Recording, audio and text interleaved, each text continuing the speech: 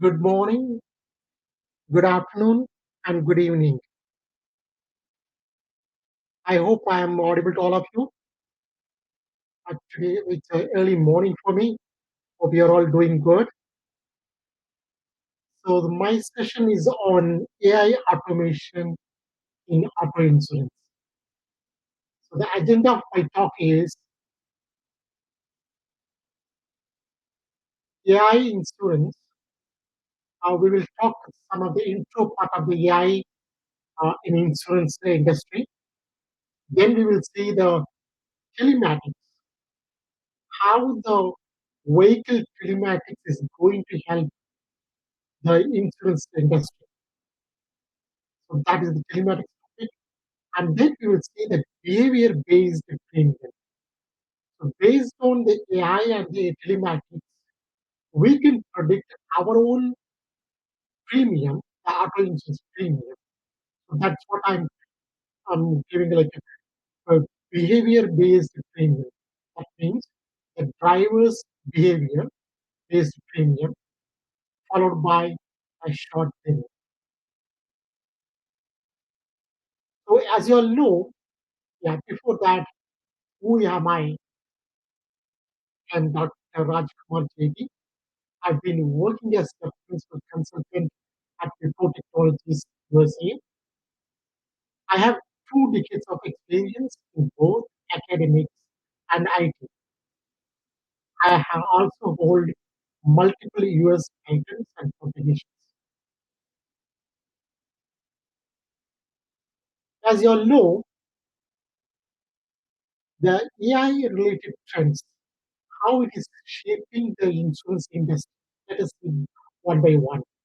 So these are the 4 factors which is going to shape the insurance industry.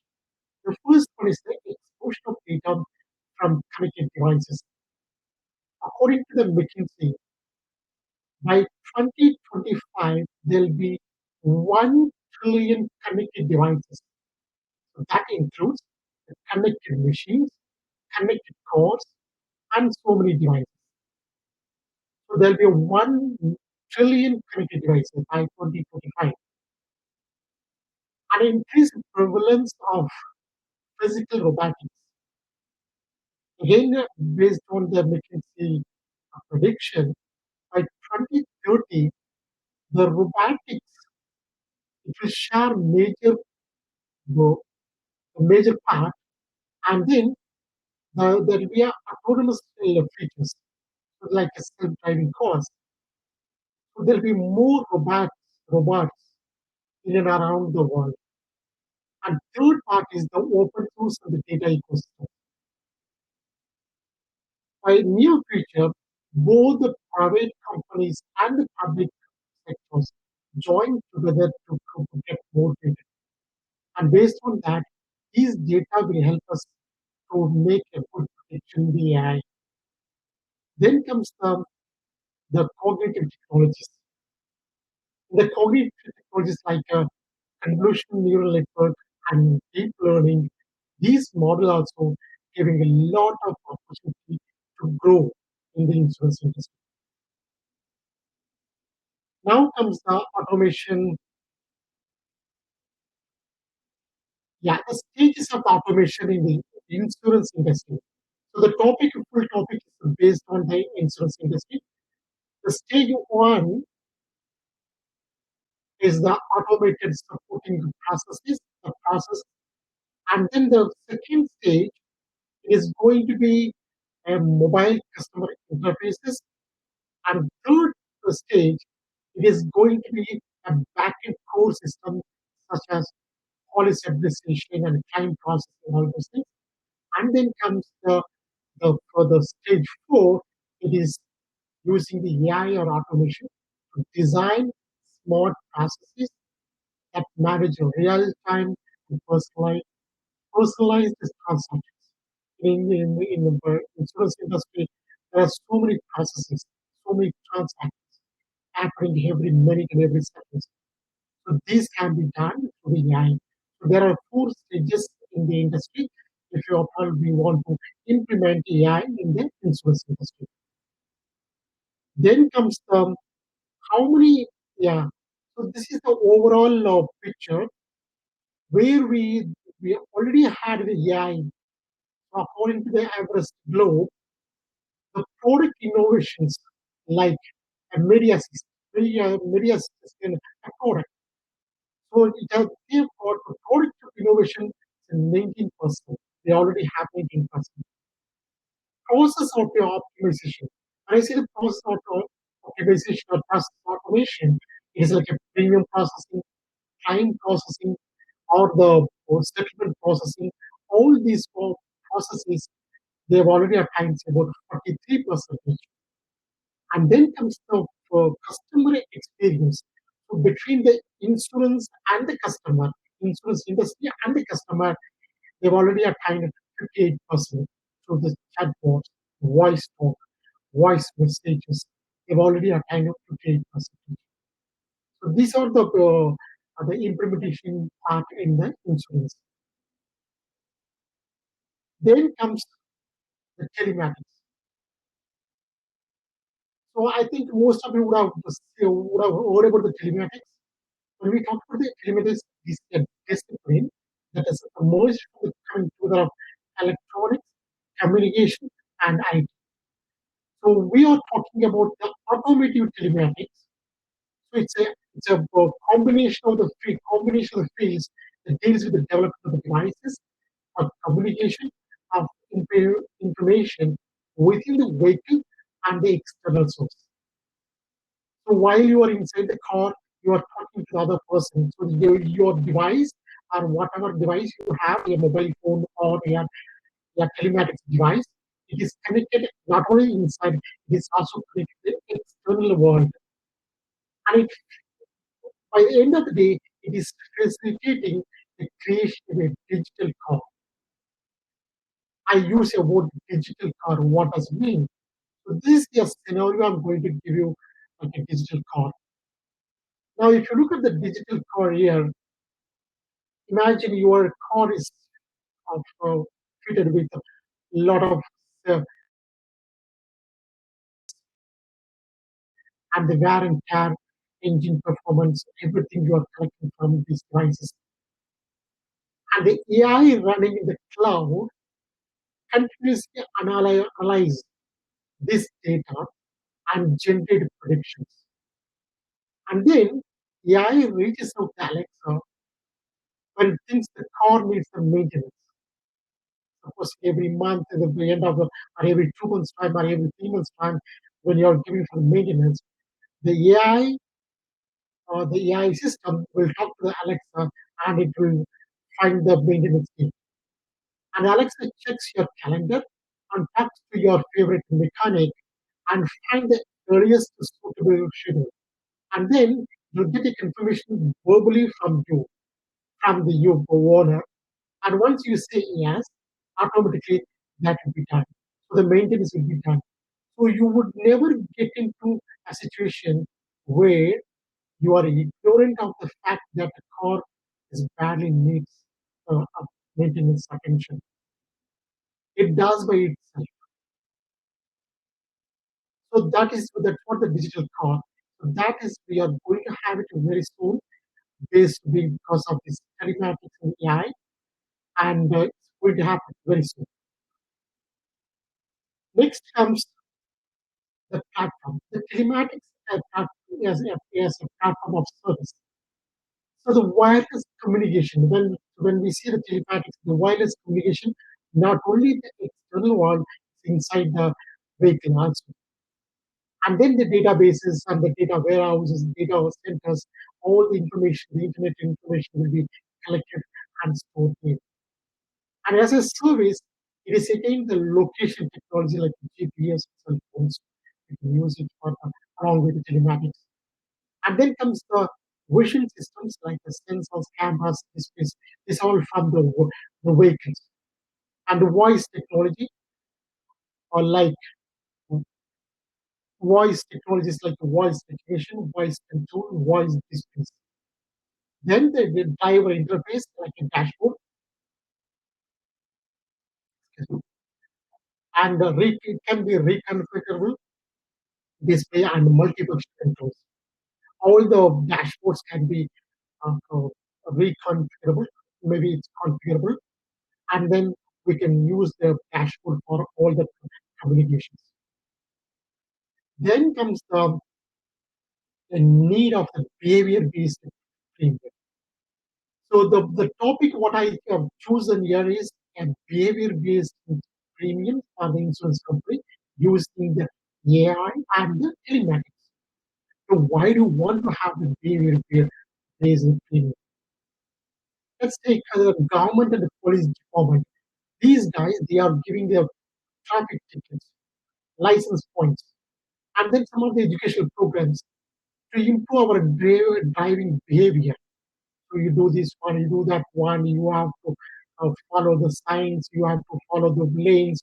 So these are the education they are giving to us before we get the license, or maybe after we get the license, or maybe we are, if we don't do it, we are getting some tickets, then we will control ourselves. And even some of the insurance companies, big insurance companies, they are also giving some award discounts or good behavior, good driving record. So these incentives and the fines do not measure the driver's behavior. It will only give you an education. It is giving education to do this one, do that one. It does not measure the driver's behavior. Whereas if you take telematics, the telematics data, it will give you the driver's behavior. So the telematics can provide real-time data that can measure the driver's behavior and help insurance company understand their risk. So when I see the driver's behavior, how you drive, how often you're using the brake, how fast you are going, so how you drive, when you drive, are you driving in the daytime or are you driving in the midnight? Are you driving in the evening time? When you drive and what you drive, are you driving a car or are you driving a truck? Are you bus? What do you drive? And what color of your car is? Where you drive to? So this, of course, we are getting from GPS from one place to another place. So where you drive to and what else you drive? Do you drive only the car or you also driving the truck, the vans, all those things? Now all these information, that is how you drive, when you drive, everything will be collected by the telematics device or the mobile app. So I'm going to show you the next slide talking about the telematics devices, the types of telematics devices. The first one is the mobile apps. There are so many mobile apps, and that is more helpful for the telematics system. And on the Bluetooth device, OBD, that is onboard diagnostic cellular, and then the connectors, Bluetooth assistant, and then the OEM installed, the original equipment manufacturing installed. Some of the cars they are already built in with the telematics devices, but sometimes we can also buy the telematics devices. But most of the time, as far as the US is concerned, most of the time people are using the mobile phones. So the mobile apps, these mobile apps will collect the data from the driver's behavior.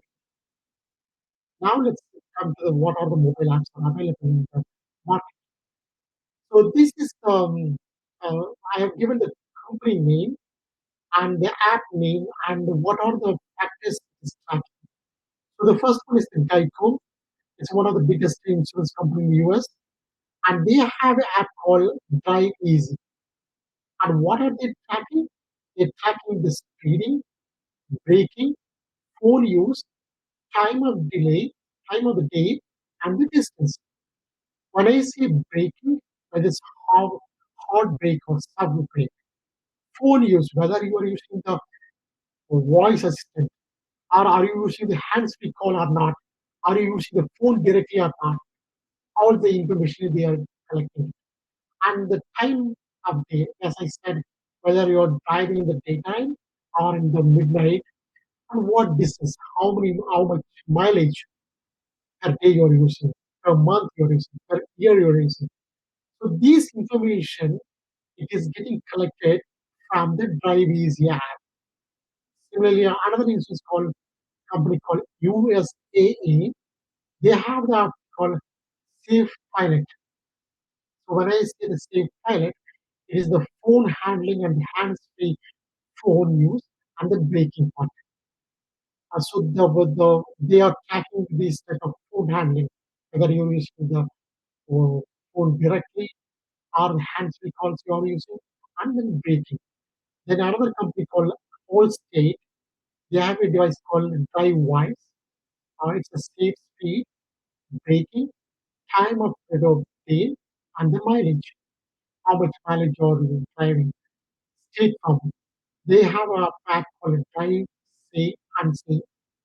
A quick acceleration. Sometimes we give it like that. We give a quick acceleration, and sometimes we give a hard brake like that. We are giving the hard brake and fast cornering and speeding, annual mileage.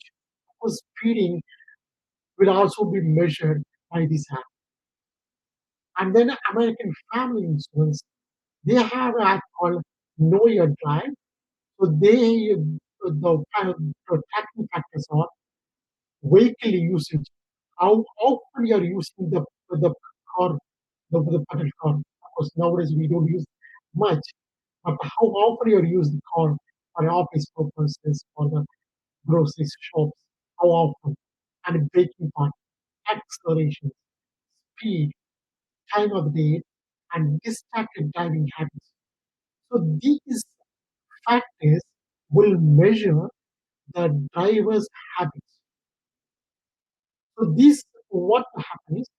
These apps are already installed by mobile phone, and this mobile phone once I connected my mobile phone to my car, either to the Bluetooth or to the wire, the app I have to register the app, and once the app is registered, automatically this type of uh, tracking factors will be observed by the mobile apps, and this will be collected by the insurance company, and based on that, you can measure your own premium.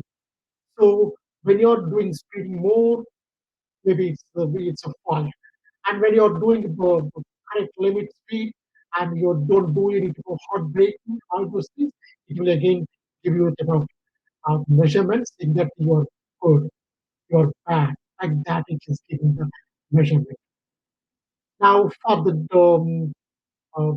demo purpose, I've collected some of the real-time data. So this is the real-time data.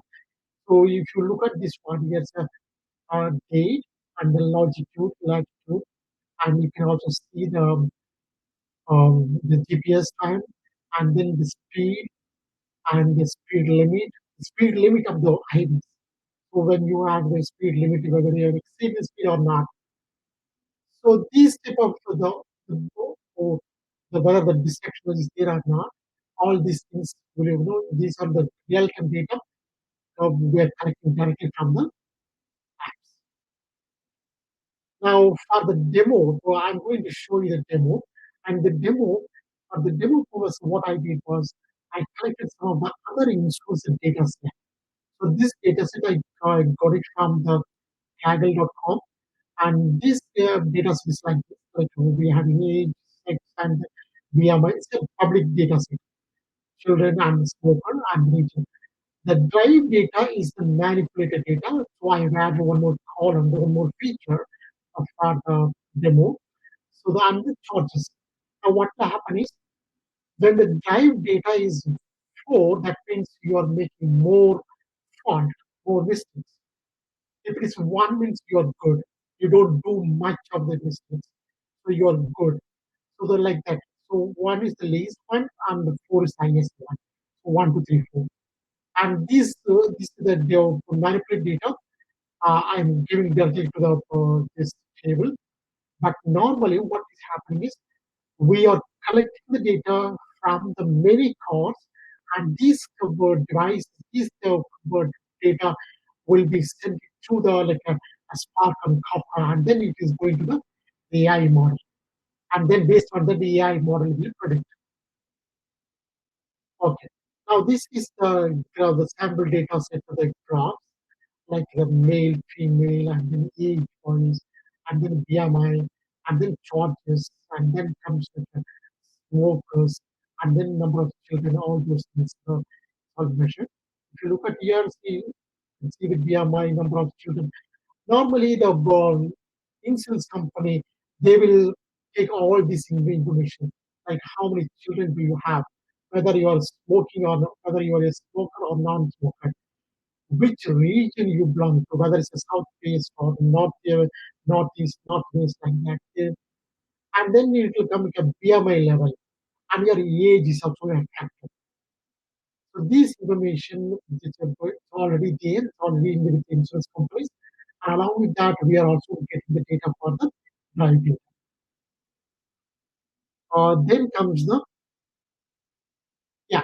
So as I told you, I've used a supervised learning method, and with the supervised learning, of course, we have a linear, distinctly random forest algorithms.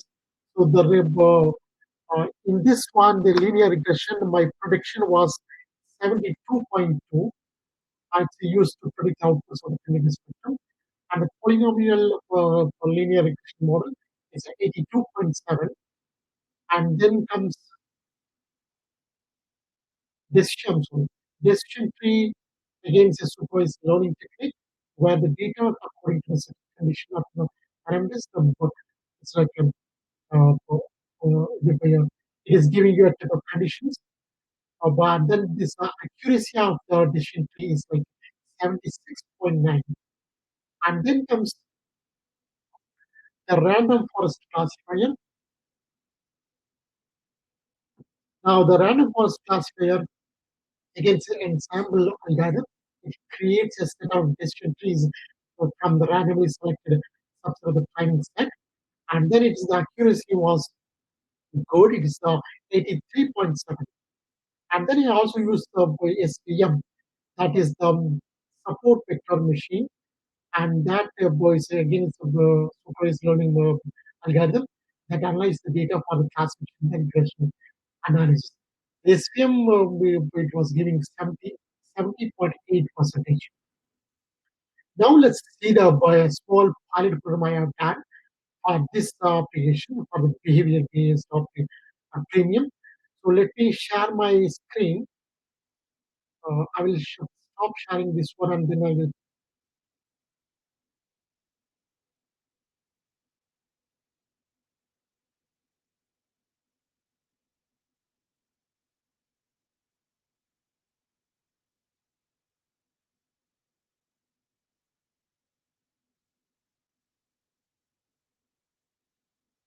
Are you able to see my screen?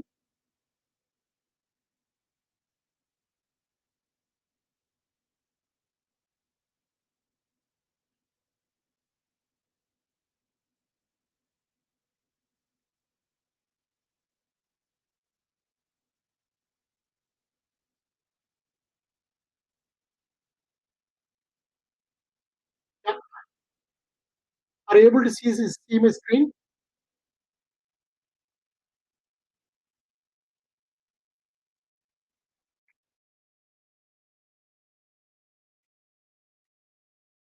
Okay.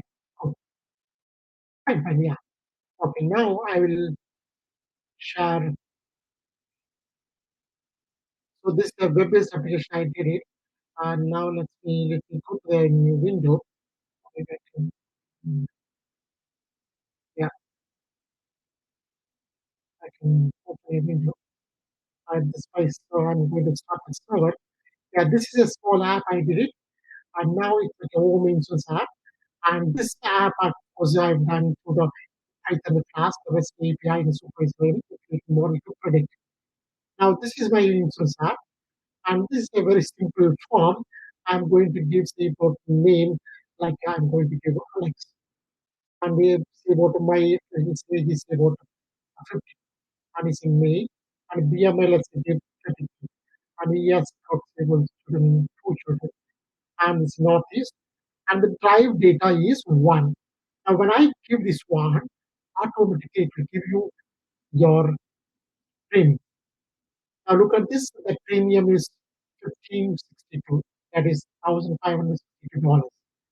Now let me go to the another example. I'm giving like this about Kumar, and its age is about 65, and it's in male. Beer the BMI is at 44. It gives you about a three, children three, and with the smoker is no smoker. And the drive data I'm going to give is about four. That means is making a lot of mistakes. So the words of the premium has to go higher because the telematics data, one is the least one, the four is the highest. So when I submit this one, it is going up like a 2024. The premium is going up. Similarly, we can also do it for say about I can give say about Alice, and then the age say about let's say let me give say about 26 and say female. The BMI is 33 and children say about a 2 and not this. I'll just give I'll let me give the smoker. And when I give the smoker, and again this will go up, again it will go up. Now if you give like this one, it's going to the 20. So like that, it is it is giving the prediction how much your insurance will be. Supposing your when you give uh, the drive data is less, and when you are giving the you're not you're a non-smoker, and your age is somewhere between the 40 to 60, and then what will happen? Your prediction will be less. So this is the app. This is what I'm doing. This is only for the behavior-based app. Now let me go to and now let me go to the stop sharing my screen, and let me go to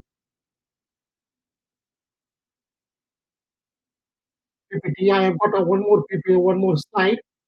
Um,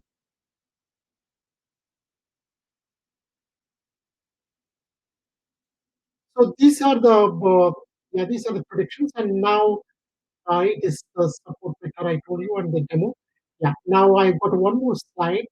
Um, yeah, this slide, of course, the lower premium and the driver feedback. These are the benefits. The connected cost and temp protection can be measured, and transparent time processing. And I have time till okay. I'm still not done. I've got time till 8 o'clock. Okay, fine. And then it's lower the accident rates. Now, by having these type of apps in our phone or in our system, we'll be able to measure the premium. So the premium, the measuring the premium will be transparent for the time processing. And so this that's what the AI is helping. AI along with the telematics is helping us to predict our premium. It's not only for the auto insurance, even for the home insurance, everything we can get it. Okay. And comes the next one is yeah, I'm almost closing my talk, and the last this is my last slide. And um, yeah, sometime back, say about 1 year before, there was a question to Geoffrey Hinton. Of course, you all must know who is Geoffrey Hinton. Geoffrey Hinton is the father of deep learning. So there was a question to Geoffrey Hinton. Um, in 1980, there was a AI winter. So will there be a AI winter now? For that, he said, no, there is not going to be any AI winter because it drives your cell phone. So there'll be no more AI winter because we are using the cell phone, the deep learning, the AI part, and machine learning, whatever it is. It's already there in the mobile. So there'll be no more AI winter. So That's what's the answer. I think I'm almost going to close it. Thank you so much for the organizers. Yeah, I'm open for the question now.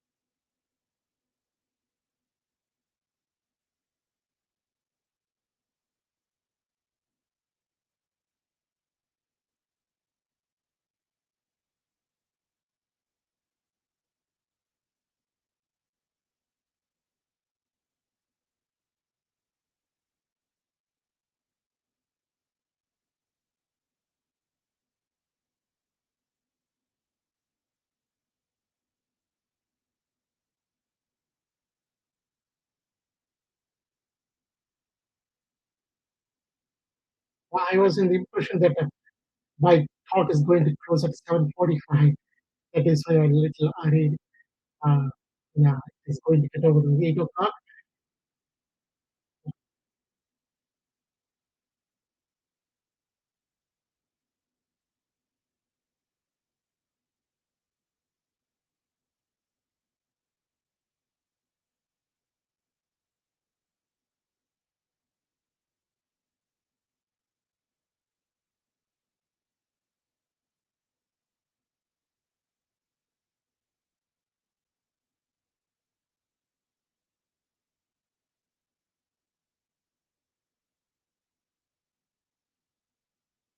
Yeah, by the way, the behavior-based premium, it is not yet implemented. It's implementing one or two companies nowadays started to um, implement.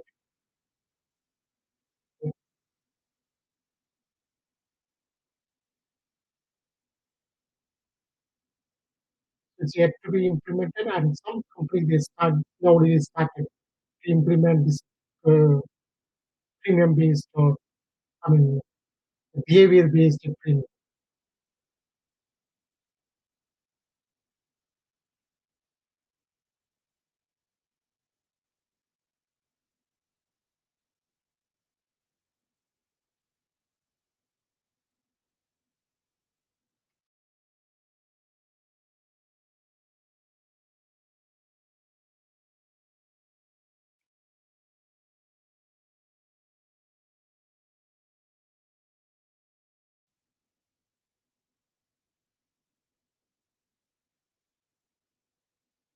Yeah, there is a question from Dan. What is the interest in AI continue in the insurance industry? Yeah, it is going to continue most of the areas in the insurance. And yeah, because as such, I was showing you the slide, as such, the percentage is very less in the insurance industry, but it is going to increase. Um, Maybe because of the pandemic, it slows down, but it is going to increase. And nowadays, the people started to identify which are the areas with the, uh, we can we can utilize the AI. So uh, it is going to be there. Yeah. Hope I answered the question there.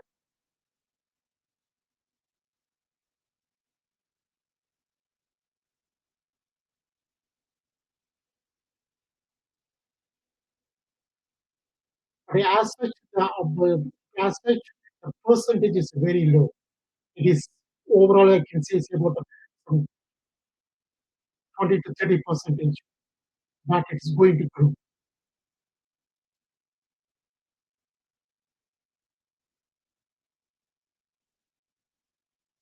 And In fact, even I'm also working in this company. We are also using the RPS and RPS. The AI is slowly they are introducing it some areas, and the people again with started to utilize the telematics and the AI slowly it's picking up.